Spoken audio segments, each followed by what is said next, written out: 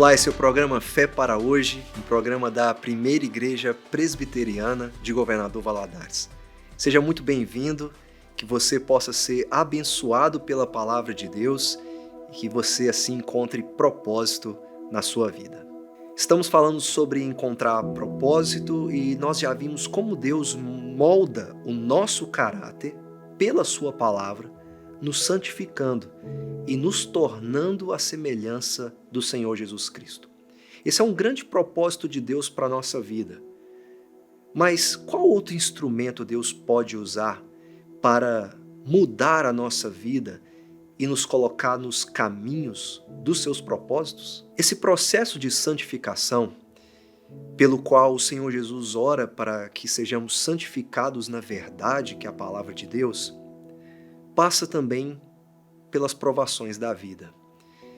A santificação, ela também passa pelas circunstâncias. Deus usa a sua palavra para nos santificar e nos moldar, mas Deus também usa as situações e as circunstâncias ao redor também para nos transformar. As provações não são para o nosso lamento, mas são para o nosso crescimento.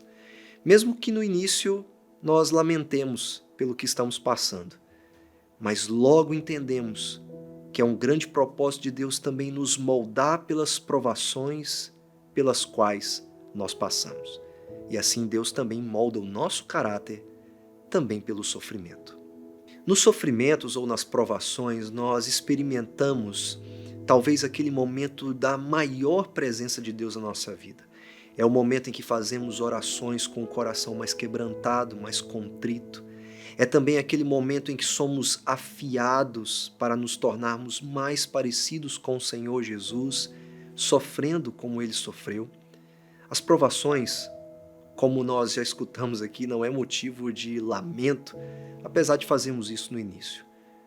Mas é também motivo de aprendermos aquilo que Deus está nos ensinando.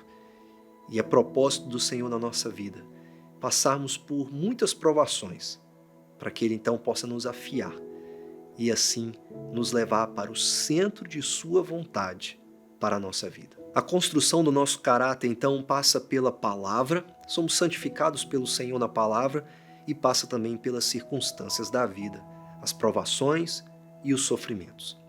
Deus faz isso para nos afiar e nos moldar. E Ele nos diz que nós não passamos por isso sozinhos. Ele está sempre conosco, suprindo as nossas necessidades e passando junto conosco pelo vale da sombra da morte e nos sustentando em todas as coisas. Por isso não desanimamos. Pelo contrário, mesmo que o nosso ser exterior se desgaste, o nosso ser interior se renova dia a dia. Porque a nossa leve e momentânea tribulação produz para nós um eterno peso de glória, acima de toda comparação, na medida em que não olhamos para as coisas que se veem, mas para as que não se veem. Porque as coisas que se veem são temporais, mas as que não se veem são eternas. A construção do nosso caráter, à semelhança de Cristo, é um processo lento. Passa por diversas provações. Mas como diz o apóstolo Paulo, aquilo que é exterior, mesmo que nos desgaste, é momentâneo, é passageiro. E os nossos olhos estão focados no que é eterno. Logo, nós temos esperança de que os sofrimentos atuais, as provações presentes, não são a realidade última na nossa vida. São momentos pelos quais passamos, mas são momentos que passam. E Deus nos faz olhar para a sua glória com esperança, de que aqui nos tornamos semelhantes a Jesus, para testemunhar de sua palavra e crescer em santificação na sua presença, mesmo pela provação. O apóstolo Paulo fala sobre um olhar correto para as coisas, não ficar focado apenas no que é momentâneo e passageiro, mas olhar para o que é eterno. E a nossa esperança é que mesmo que as provas existam e os sofrimentos possam ser presentes na nossa vida, nós nunca passamos por eles sozinhos. Nós sempre temos o nosso Salvador ao nosso lado, nos acompanhando e nos suprindo em todas as nossas necessidades.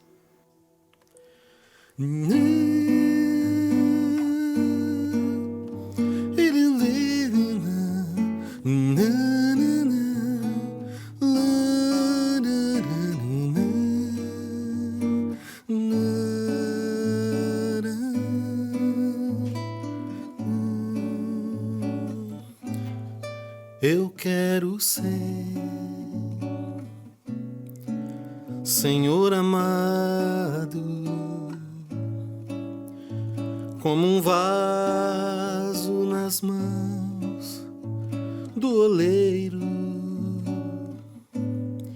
Quebra minha vida e faça de novo. Eu quero ser. Eu quero ser um vaso novo.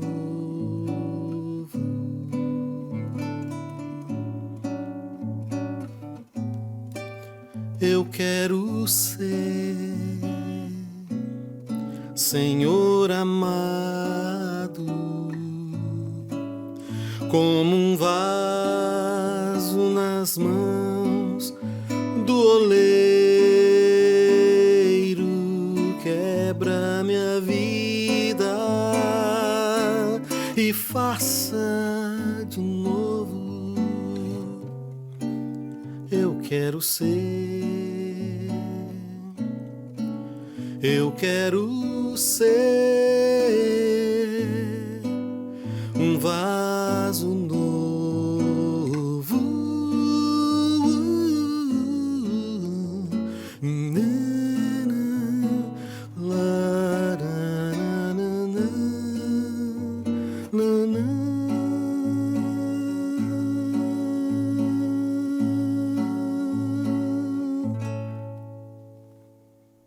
Olá, seja bem-vindo mais uma vez no nosso programa, nesse momento aqui nós aprofundamos um pouco mais no nosso assunto e de novo está aqui conosco, aproveitando a visita dele e continuar conversando com o Alberto, pastor Alberto Lima, pastor lá na Igreja Presbiteriana da Lapa, em São Paulo, e está aqui nos dando a alegria de poder ouvir os seus ensinamentos, seus conselhos e, é claro, compartilhar a palavra do Senhor junto conosco.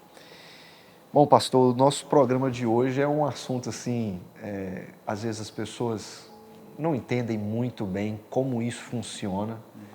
No ser semelhante a Cristo, a gente fala muito sobre a união com Cristo, o Evangelho, esse fundamento que é o Evangelho do Senhor Jesus, mas a gente não pode se esquecer que Deus também usa as circunstâncias para nos moldar, né?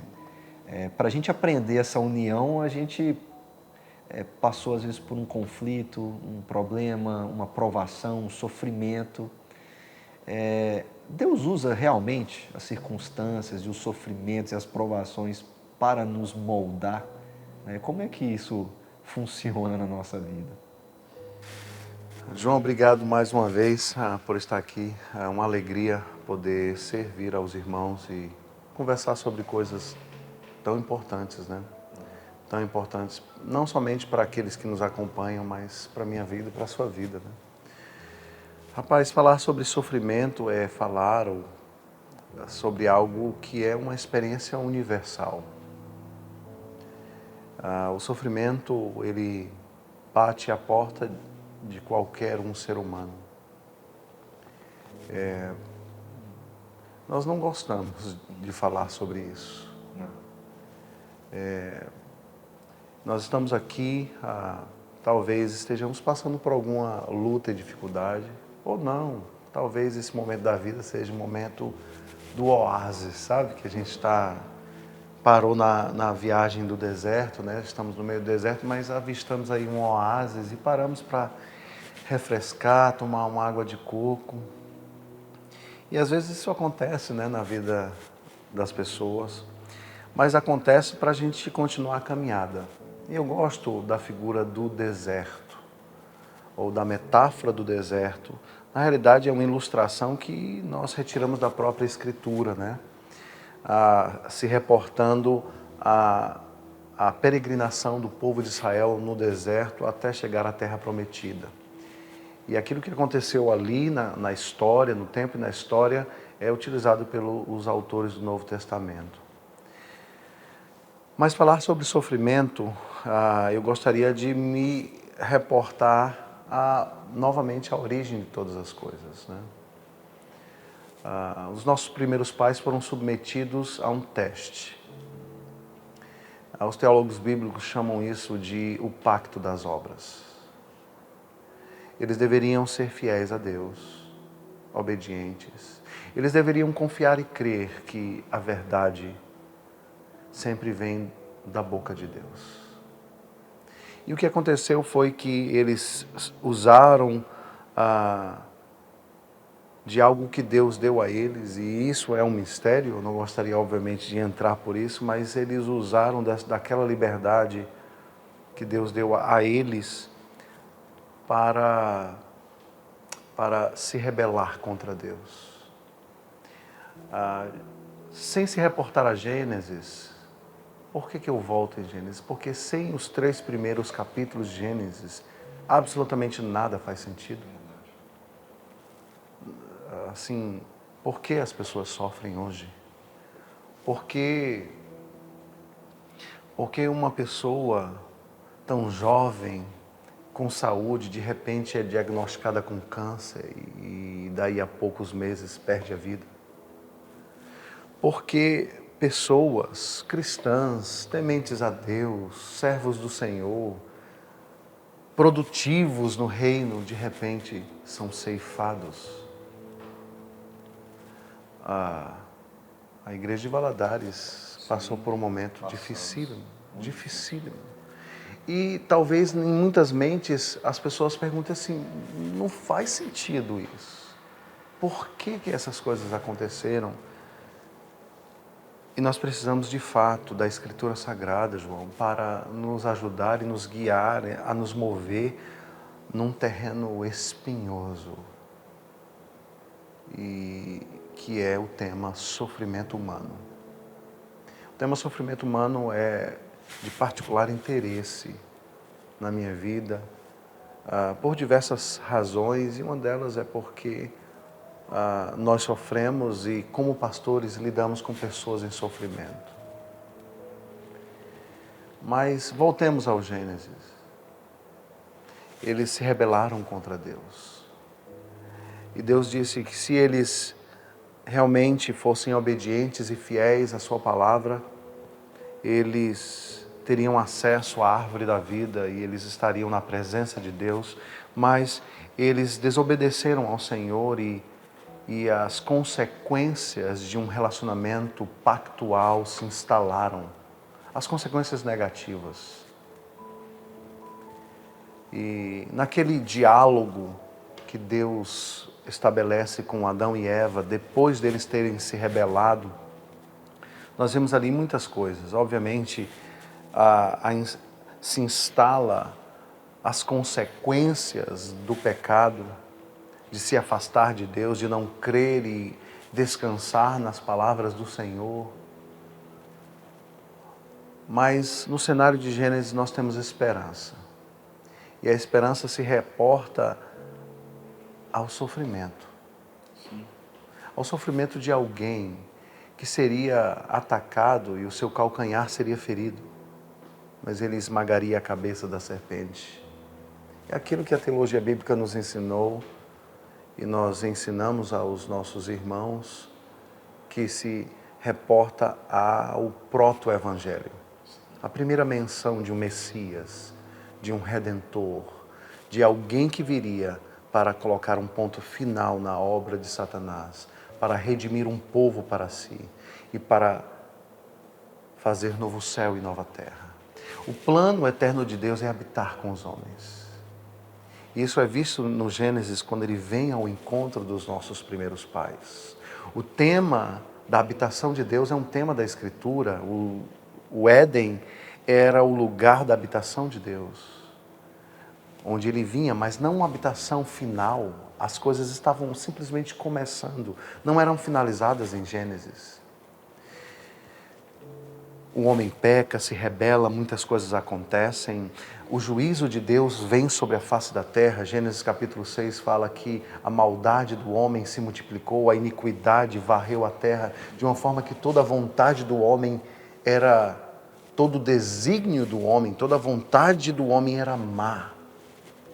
Eu não consigo imaginar viver numa sociedade onde pessoas exercem a sua vontade simplesmente para fazer aquilo que era mal.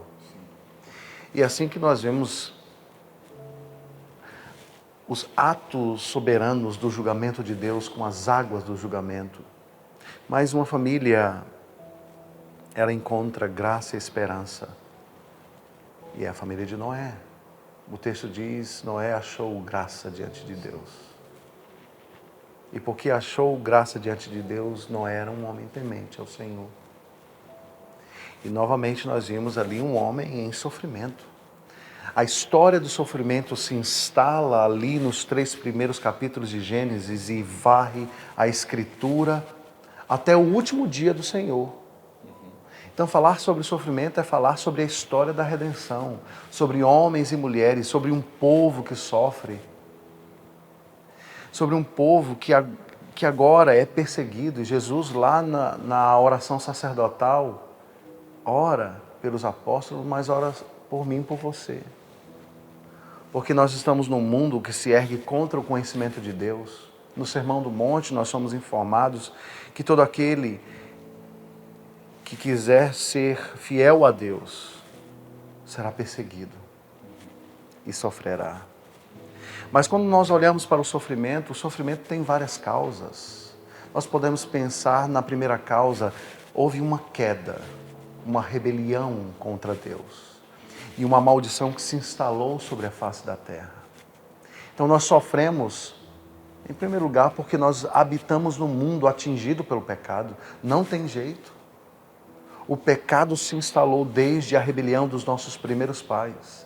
E qualquer ser humano sobre a face da terra irá sofrer. Em segundo lugar, nós sofremos porque, por habitar num mundo caído, nós sofremos por causa de outras pessoas. Outras pessoas fazem um mal contra nós. Muitas vezes, sim, somos vitimados. Nós falávamos no programa anterior de pessoas que são fiéis a Deus no trabalho e por isso são perseguidas e sofrem e até mesmo perdem os seus salários. Pais de família que dependem daquele salário, mas querem ser fiéis a Deus e por isso sofrem. Sofremos também por escolhas que fazemos, por comportamentos, decisões que tomamos que trazem consequências negativas. Sofremos por uma série de razões. Uma delas, talvez razões misteriosas, que nós não conseguimos ter uma resposta pronta e fabricada, mas sofremos. Sofremos talvez por influências malignas, e aqui eu quero trazer à tona a história de Jó. Deus permite que Satanás vá até o encontro dele. E é interessante que ele enterra no mesmo dia 10 filhos. Eu não sei o que é isso, meu Deus do céu. Quando eu penso em perder um filho, aquilo me dá um calafrio na espinha, mas enterrar 10 é demais. Não é? Uma vez só. De uma vez só. Perder tudo o que possuía. E a ideia de Satanás ali é interessante, porque no diálogo com Deus ele simplesmente fala, em outras palavras, os homens te servem porque o Senhor deu a ele, a Jó, uma família lindíssima e muita grana. Sim. O cara era fazendeiro, o cara tinha milhares de cabeças de gado, o cara deitava na grana. O texto começa com a riqueza. Rapaz, é um negócio assim, quem é que não vai servir a Deus com alegria no rosto? Satanás diz, tira a família dele, tira a saúde dele, tira tudo que ele tem. E o Senhor vai ouvi-lo praguejar. Essa é a trama. Deus permite que isso aconteça. E todo o livro nos mostra, pelo menos a primeira parte, um homem dizendo, Deus me deu, Deus tirou, bendito seja o nome do Senhor. Mas isso não nos leva a entender que ele não passou por grandes e profundos questionamentos, porque o livro tem dezenas e dezenas de questionamentos de Jó, ele está tentando entender, e o movimento de tentar entender o sofrimento é um movimento natural do ser humano. Por que eu estou passando por isso? O que é que eu fiz contra Deus? Percebe que na base dessa pergunta há uma ideia de autojustiça. Se eu sou um crente bom, dou o meu dízimo, vou para a igreja todo domingo, Deus ele é obrigado a me abençoar. Eu não posso passar por sofrimento. Mas se eu passo, somos tentados a dizer o que eu fiz contra Deus. Talvez seja até aquele... os amigos de Jó usam isso, né? Se você for justo, será que Deus vai te fazer sofrer? Sim. Será que você não fez algo errado, Jó? Exato. 3 conselheiros, né? 3 conselheiros. Mas no final do livro a gente vê que eles são 3 maus conselheiros. São chamados a atenção.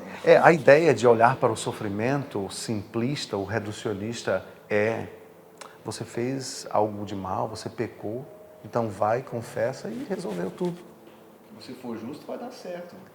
Talvez você está sendo injusto. Exatamente. Tem algum pecado escondido, rapaz. Vê aí, fuça aí para ver se tem alguma coisa que a gente descobre por trás. Mas você percebe que falar sobre sofrimento é algo muito mais complexo. Sim. Porque eu posso dizer que uma pessoa somente sofre porque está em pecado? Não. Absolutamente não. Mas eu posso dizer ao mesmo tempo que uma pessoa pode estar sofrendo por escolhas erradas que ela fez? Sim. Óbvio que sim. Percebe que a coisa não é simples e nós temos que ter muito cuidado em não supor coisas para não fazer com que o sofrimento das pessoas seja agravado mais ainda. Então, nós olhamos para a Escritura Sagrada e nós vimos isso, mas eu quero chegar a um ápice, e o ápice de todas as coisas é justamente aquilo que é tornado concreto e foi mencionado lá em Gênesis, no capítulo 3. O nosso Senhor, aquele que foi profetizado pelos profetas do Antigo Testamento, e especialmente Isaías 53 diz que ele é o servo sofredor. Ele é um homem de dores. Ele sabe o que é sofrer. É por isso que ele empatiza com sofredores, como eu e você, como você que está nos acompanhando. Jesus não era alguém que era dormente ao sofrimento. Diferente. Vamos pensar aqui um pouquinho na vida de Jesus. Ele foi uma criança santa e pura. Meu irmão, se existe uma coisa cruel, é criança, rapaz. Se você for para um jardim da infância, você vai ver assim, às vezes um complô, sabe? Uma pequena gangue que se junta e mete o sarrafo numa lá, e sem dó. Pá! Você imagina uma criança pura e santa no meio de crianças pecadoras? Sim. Você imagina um adolescente puro e santo no meio de adolescentes pecadores? Você imagina um homem santo, puro, no meio de homens caídos e pecadores? Ele sabe o que é sofrer. Eu não imagino a tensão e a pressão sobre a vida de Cristo em todos os seus anos, não somente nos 3 últimos anos. Sim. E agora, você imagina que ele agora é levado, depois de ser batizado, ao deserto, para levar à tona o pacto das obras. Porque o primeiro Adão falhou e fracassou. Mas Paulo nos fala de um segundo Adão. E o segundo Adão vai ser provado. Ele é levado para ser tentado no deserto. E quem aparece lá? A antiga serpente. Sim. Num confronto cósmico. E a antiga serpente é altamente inteligente. Ela conhece as escrituras de cor salteado. Sim. Muito mais do que qualquer teólogo. Ele crê e treme. E aí começa o diálogo. E nós lemos já o diálogo que nos é fornecido nos evangelhos. E Jesus passa, ele é aprovado no pacto das obras. E ele obedece fielmente ao seu Pai. Mas agora ele está em seu ministério, ele é batizado, ele dá início à sua pregação. Arrependam-se, pecadores, porque é chegado o reino dos céus. O reino de Deus está entre vocês. Agora Deus está entre nós. Jesus, falando a respeito do templo, que nós falamos como um tema comum que se repete na Escritura, diz: destrua esse templo, em 3 dias eu reconstruirei. As pessoas dizem: o que você não está falando? E o texto diz que ele disse que estava falando a respeito da sua própria vida, do seu próprio corpo. Ele vai para a cruz. Ele é fiel e obediente até a morte. E Paulo diz lá no capítulo 2 de Filipenses, ele é fiel até a morte, morte de cruz. Ele se esvaziou de si, da sua glória, e ele padeceu. Perceba, vamos criar 2 paralelos aqui, meio na tentativa de criar uma teologia do sofrimento que seja radicalmente bíblica.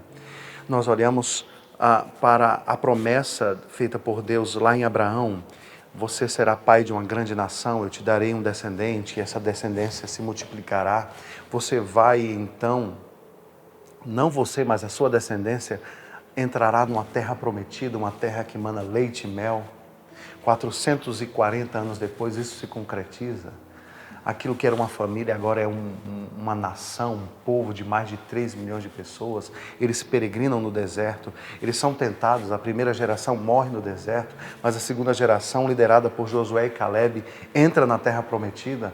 Só que a terra prometida não estava vazia, estava cheio de povos guerreiros, homens sanguinários, gigantes.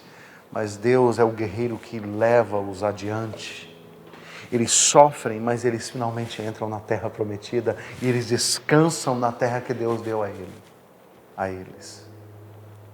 E nós então viajamos para o Novo Testamento e sabemos que tanto Moisés quanto Josué eram sombras que apontavam para aquele que de fato conduziria um povo da escravidão do pecado a um novo céu e uma nova terra. Mas eu e você estamos na peregrinação do deserto, na vida quebrada, cheia de sofrimentos, e Ele nos levará a uma terra que Apocalipse registra dizendo: o novo céu e a nova terra, onde toda lágrima será enxugada dos olhos, onde não haverá mais pecado, não haverá mais doença, não haverá mais Covid, nada disso. E o texto do capítulo 21 é belíssimo, quando ele diz aquele encontro triunfal do noivo, da sua noiva ataviada, preparada para aquele grande casamento. E o texto diz: e Deus tabernaculou, habitou com eles nesse novo céu, esta terra, restaurada pela glória e poder de Deus, para assim viver com eles pelo resto da eternidade. Que coisa maravilhosa, é a história da redenção. Mas utilizando-se da pessoa de Cristo, Ele ruma da humilhação e do sofrimento para a glória do porvir. A nossa esperança,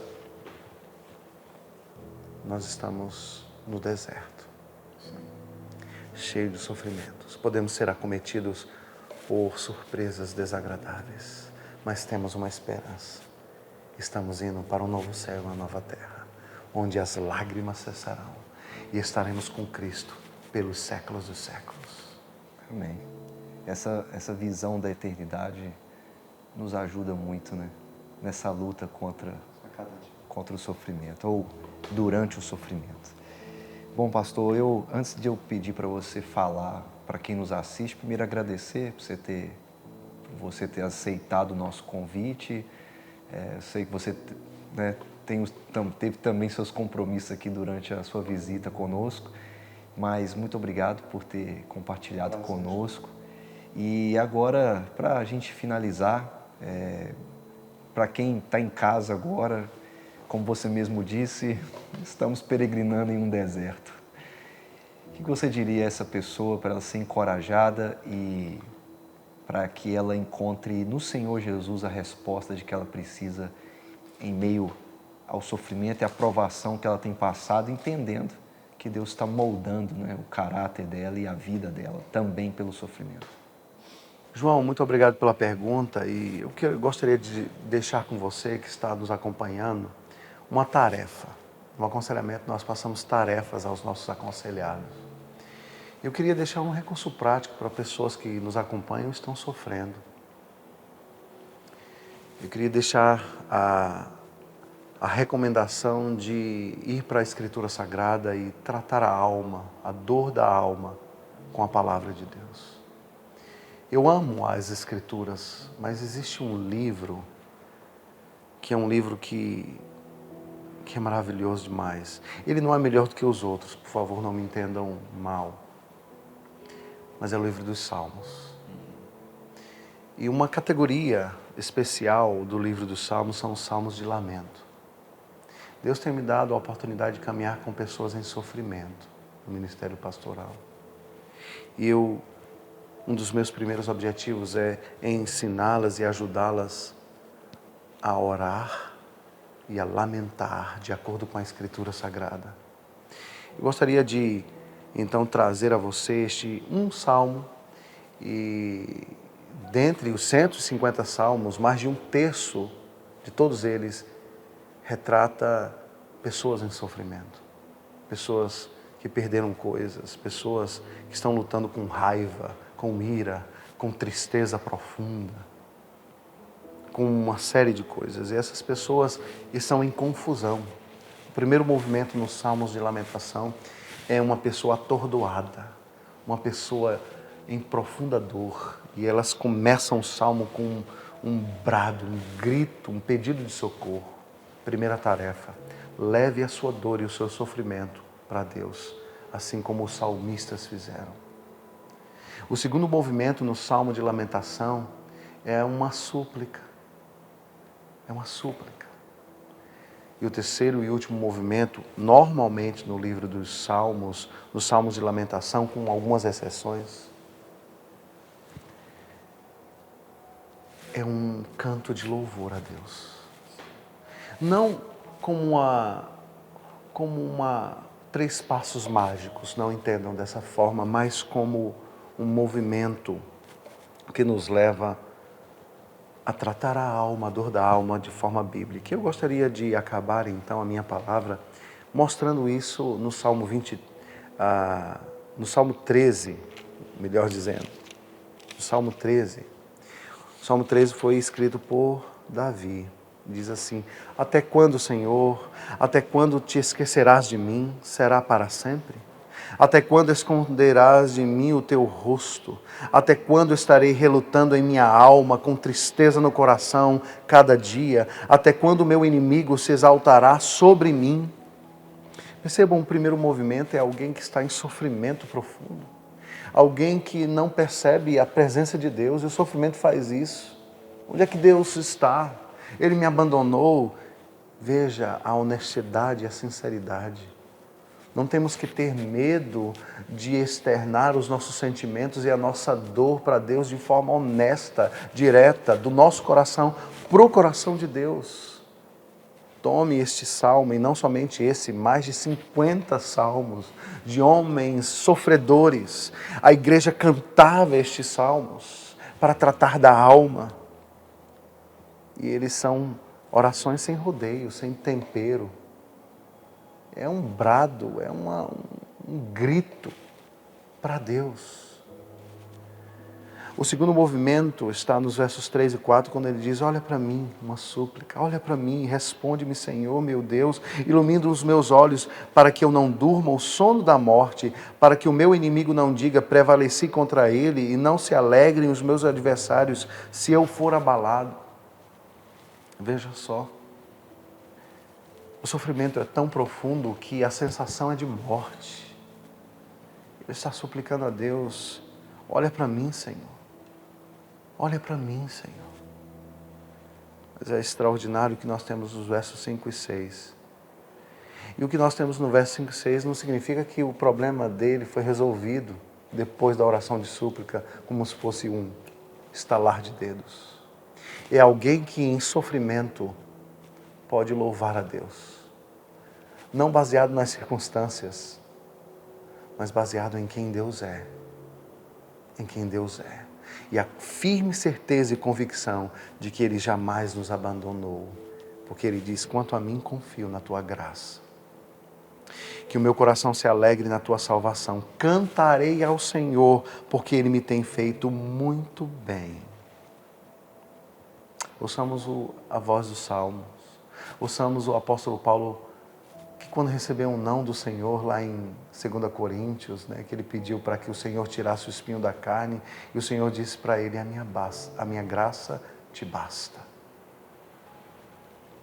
A minha graça te basta. A graça do Senhor nos basta para atravessarmos os vales da sombra da morte, com a certeza de que um dia estaremos com Ele em um novo céu e uma nova terra, e Ele mesmo promete enxugar dos nossos olhos toda lágrima. Meu nome é Aline, eu sou filha da Eliane e do Glaucinei. Todo mundo conhece como Cinei, né? Eu vou começar agora a faculdade de Direito, lá na UFJF. Então, só estudante mesmo, por enquanto. Bom, eu fui crescendo, né, e aprendendo aqui na igreja que, como fala lá no Catecismo de Westminster, né, glorificar a Deus e se alegrar nele. Então, a gente faz isso por meio de atividades diárias. Eu acho que é isso que eu tenho aprendido mais. Claro, servindo a igreja, pregando o evangelho, mas também no nosso trabalho, no nosso estudo, no trânsito, nos relacionamentos. Tudo tem esse propósito de agradar a Deus e também se parecer mais com Cristo, à medida que a gente vai passando pelo processo de santificação. Muda tudo porque eu não vivo mais no automático. Eu não faço as coisas agora por fazer e nem mesmo para o meu próprio prazer, porque tudo isso é muito superficial. Eu acho que isso confere sentido às coisas que eu vou fazer. E também quando eu passo por momentos de sofrimento, eu entendo que o sofrimento não é em vão. Que o propósito do Senhor, mesmo que eu não consiga enxergar ali na hora, mas tem o propósito de me fazer mais parecida com Cristo. E claro que assim, a gente fala, mas na prática, quando está no sofrimento mesmo, é mais difícil, né? Mas é muito bom saber disso, porque é uma esperança que quem não conhece a Cristo não tem. De saber que tudo coopera para o nosso bem, eu acho que muda tudo. Muda tudo, desde o nosso dia a dia até as grandes coisas da nossa vida. Você deseja entrar em contato conosco, enviar o seu pedido de oração ou pedir para receber informações a respeito da nossa igreja? Basta você enviar uma mensagem para o número de WhatsApp que está aparecendo na sua tela. Você também pode nos fazer uma visita e acompanhar as nossas atividades pelas nossas redes sociais.